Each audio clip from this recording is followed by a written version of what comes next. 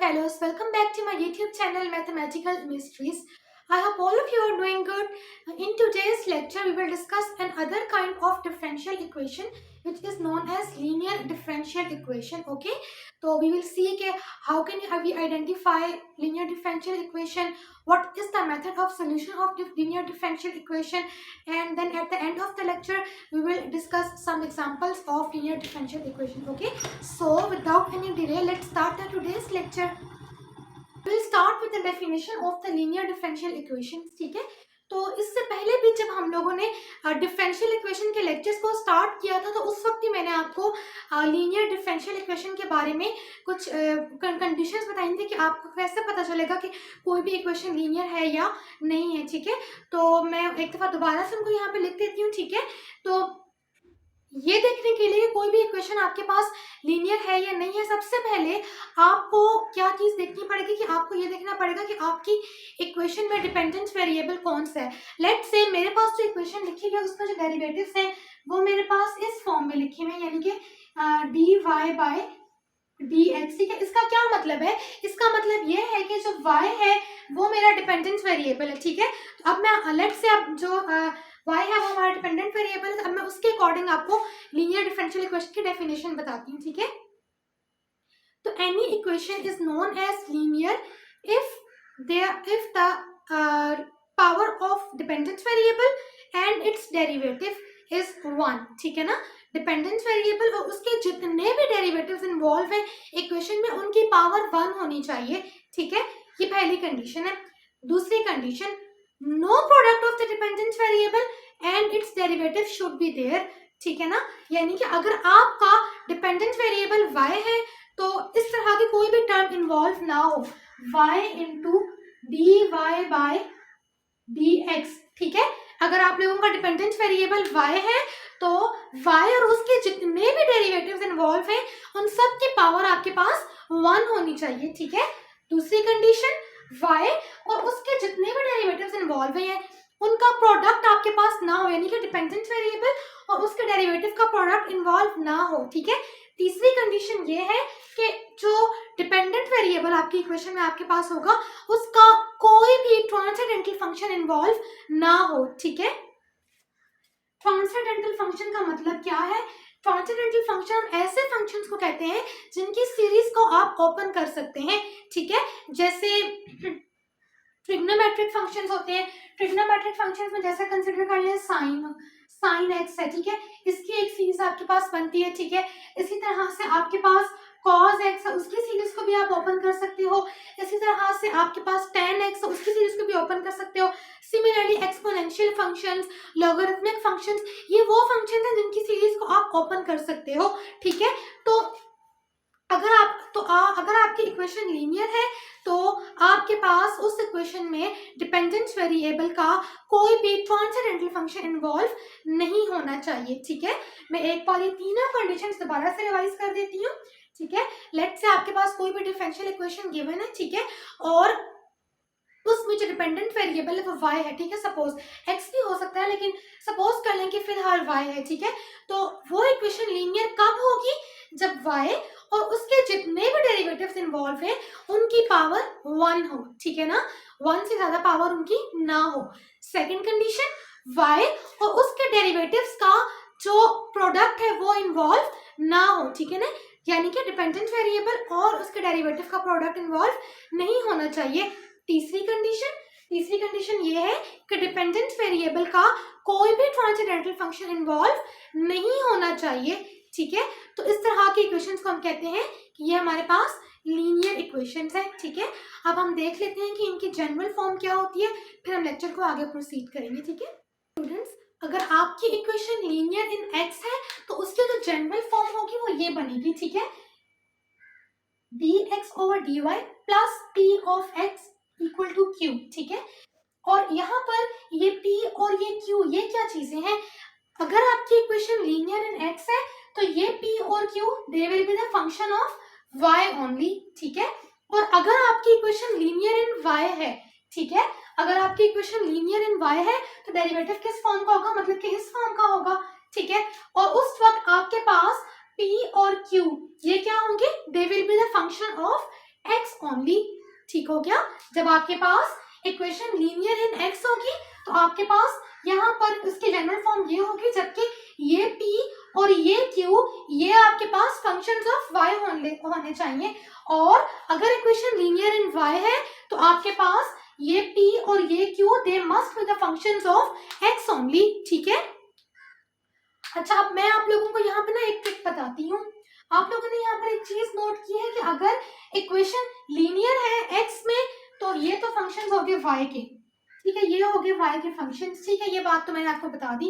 तो अगर आप लोग यहाँ पर एक चीज नोट करें कि अगर इक्वेशन x में लीनियर है तो पूरी इक्वेशन में x सिर्फ एक बार आ रहा है और वो भी इस पोजीशन पर, और अगर इक्वेशन लीनियर है y में तो y सिर्फ एक बार आ रहा है और वो भी सिर्फ इस प्लेस पर, और बाकी ये दोनों फंक्शंस तो x के फंक्शंस है।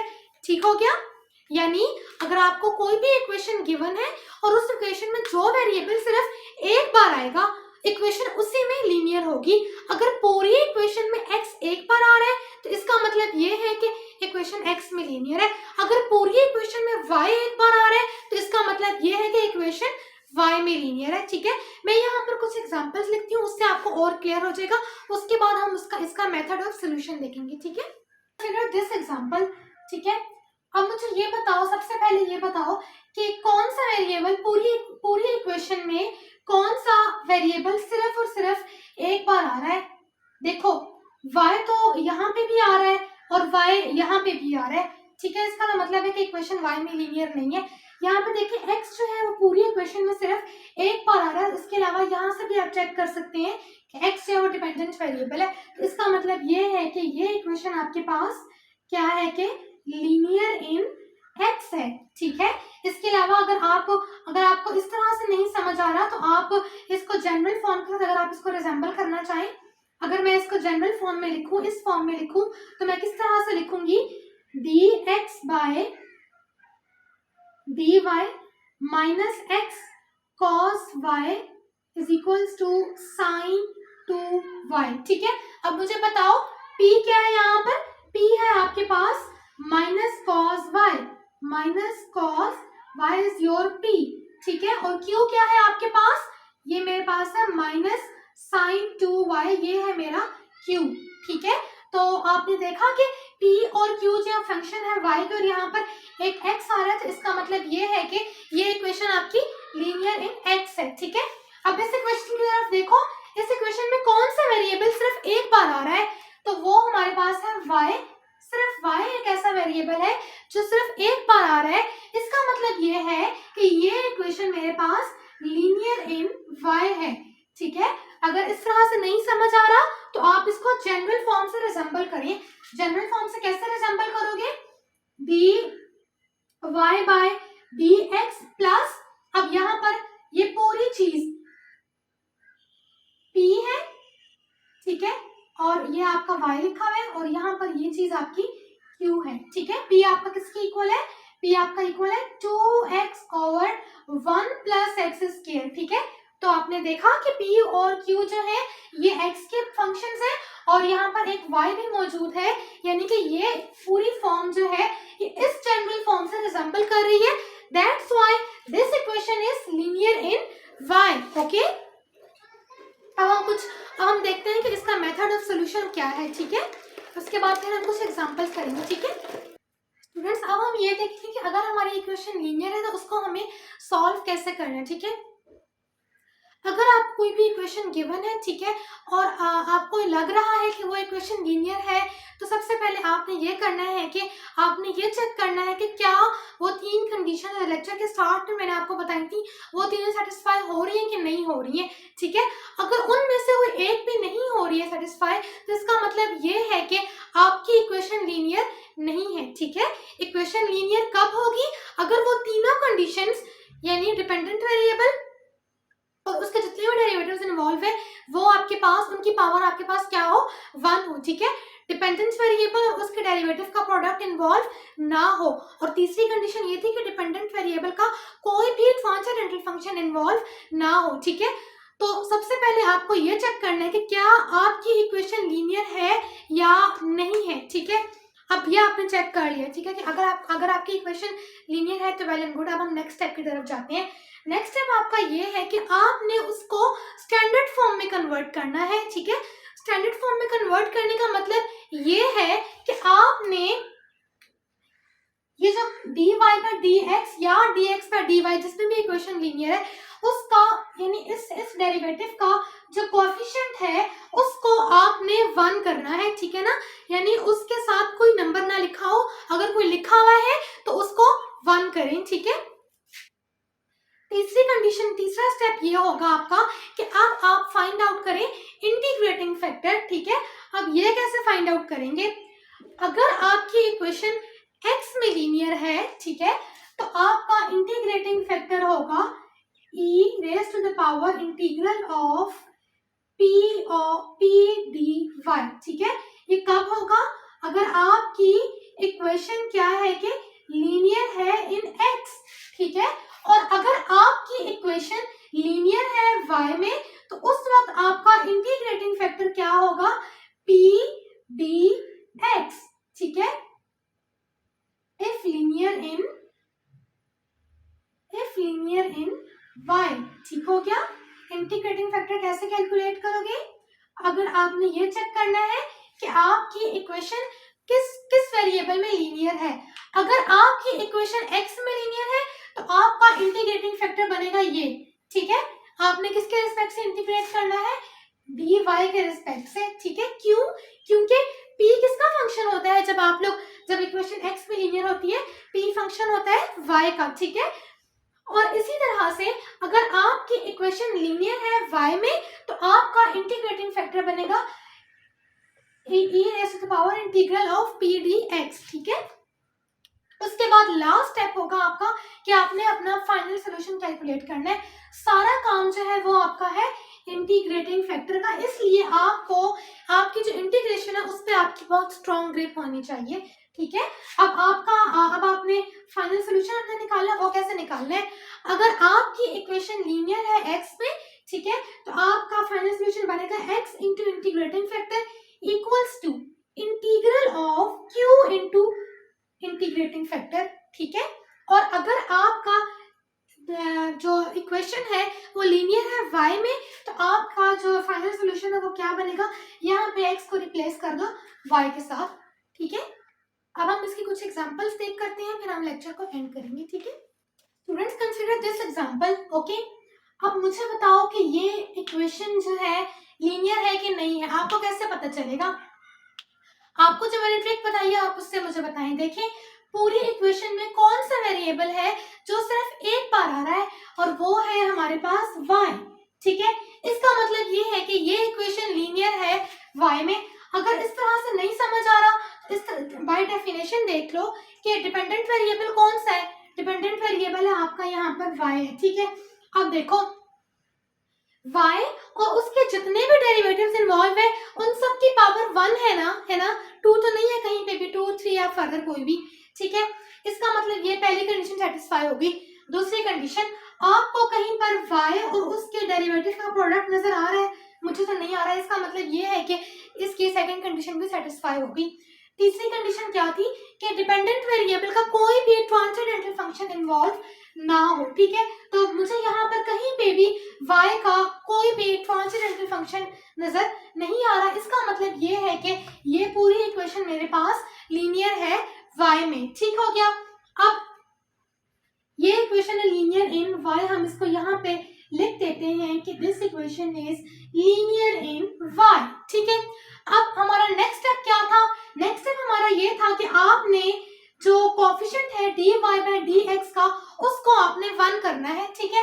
तो कैसे करना है? हम इस पूरे कोएफिशिएंट के साथ पूरी इक्वेशन को डिवाइड कर देंगे तो हमारे पास क्या बनेगा?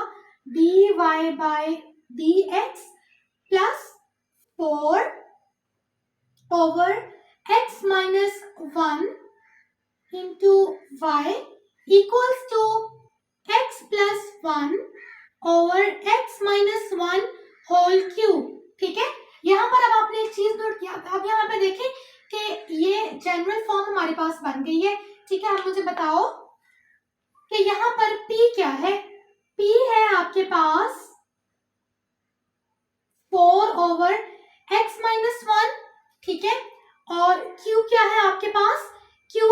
आपके पास x plus 1 x minus 1 whole cube. ठीक है, देखो ये उसी जनरल फॉर्म से रिजेंबल नहीं कर रही, इस फॉर्म से dy by dx py equals to q where this p and q are the functions of x, और ऐसा ही है।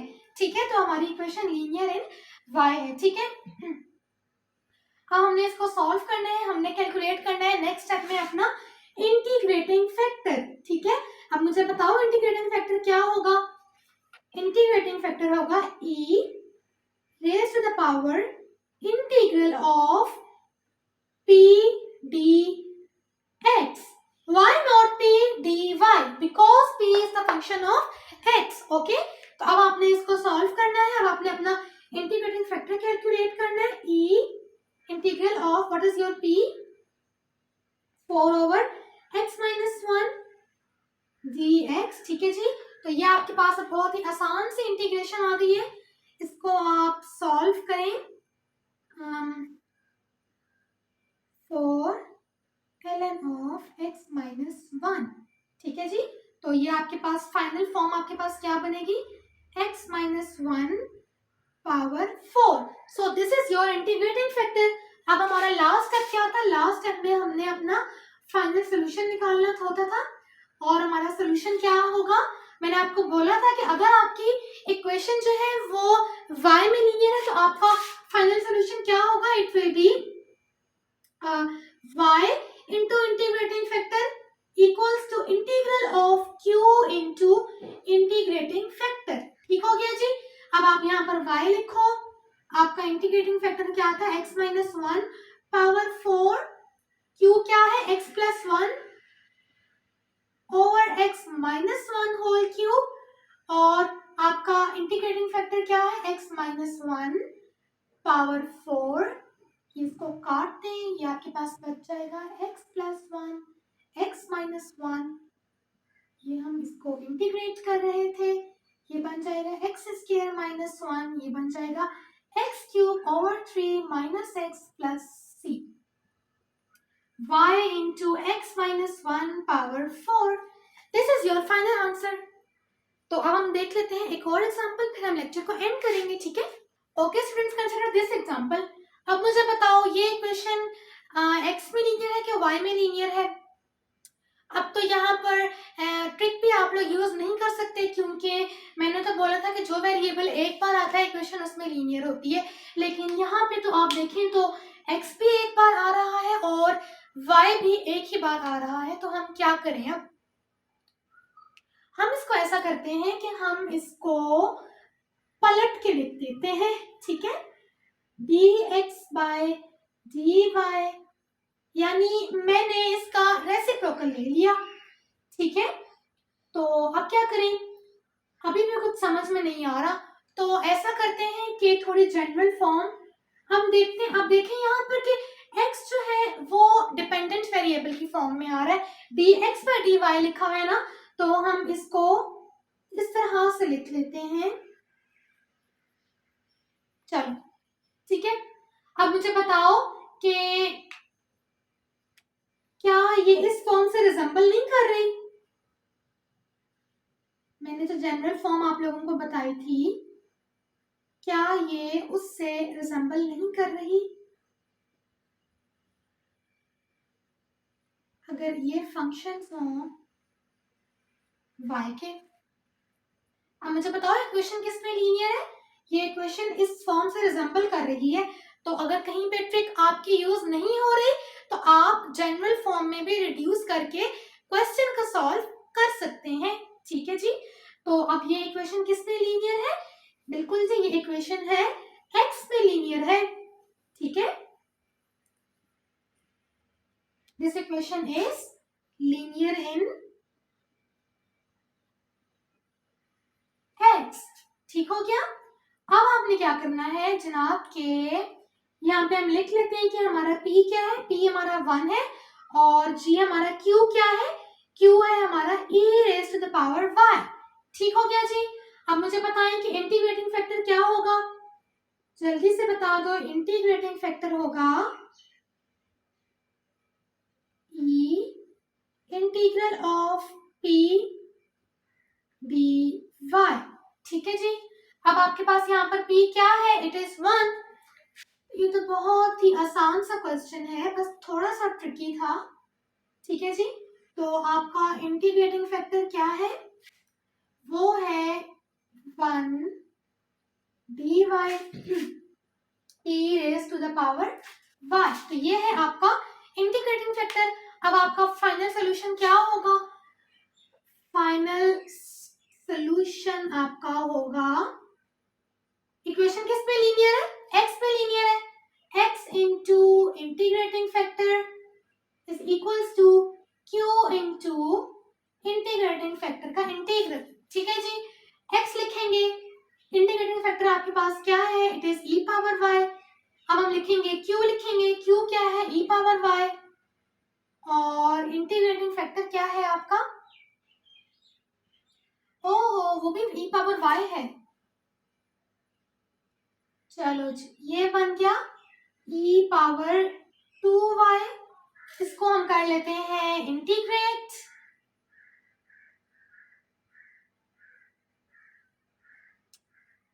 तो ये आ गया आपका आंसर। ठीक है जी। एक दफा इसको देखिए, फिर हम लेक्चर को एंड करते हैं। अच्छा बच्चों, ये वाली एग्जांपल देखो। अब मुझे बताओ इक्वेशन किसमें लीनियर है? अच्छा, यहाँ पे तो देखो x जो है वो एक बार आ रहा है, तो आप बोलते हो कि x में इक्वेशन जो है वो लीनियर है। लेकिन यहाँ पे तो dy बाई dx लिखा हुआ है, यानी कि हमें तो लीनियरिटी किसके जरिए चेक करनी होती है? डिपेंडेंट वेरिएबल के जरिए, है ना? ऐसे ही बात है। तो ऐसा करते हैं, इसको हम उलट पुलट कर देते हैं। इसका मतलब कि रेसिप्रोकल हम ले लेते हैं। चलो जी, हमने इसका ले लिया रेसिप्रोकल। ठीक हो गया। अब देखो, अब क्या करें? मैं इसकी जनरल फॉर्म बना देती हूँ, आगे से सोल्यूशन आप लोगों ने खुद निकालना है। ठीक हो गया। dx बाय dy, इसको आप इधर शिफ्ट कर दें, 2y ln of y plus y over, मैंने यहाँ पे ना इसको ब्रेक करके लिखा है। ठीक है ना, मतलब कि मैंने इसको यूं करके लिख दिया, ब्रेक करके लिख दिया, क्योंकि मुझे जनरल फॉर्म बनानी थी। ठीक है, इस तरह से करके मैंने इसको लिखा। अब बताओ जरा, ये किस में लीनियर है? जल्दी से बताओ तो, जल्दी से। हाँ जी, ये लीनियर है, एक्स में लीनियर है। ठीक है जी। तो अब कैसे पता चले? इसकी जनरल फॉर्म बनाओ जरा। dx बाय dy और p y px equals to q. What is your p? p is, यहाँ पे लिख रही हूँ, p is 1 by y. What is your q? This whole expression 2y ln of y plus y over y। ठीक है जी। अब आपका integrating factor क्या निकलेगा? Your integrating factor will be just y। ठीक हो गया। और ठीक है, उसके बाद नेक्स्ट आपका फाइनल सोल्यूशन। अब आपका होमवर्क है, आप लोगों ने मुझे बताना है कि सोल्यूशन में क्या आता है इन द कमेंट सेक्शन। ठीक है, एक दफा इसको देखें, मेरा लेक्चर को एंड कर। So students, that was all about today's lecture. What we have learned about the linear differential equations। ठीक है जी। इससे पहले हम लोग बहुत सारी चीजें डिस्कस कर चुके हैं डिफरेंशियल इक्वेशंस की। ठीक है, तो आज हमने डिस्कस की linear differential equations। This videos, please subscribe to Mathematical Mysteries. Thank you so much for your time.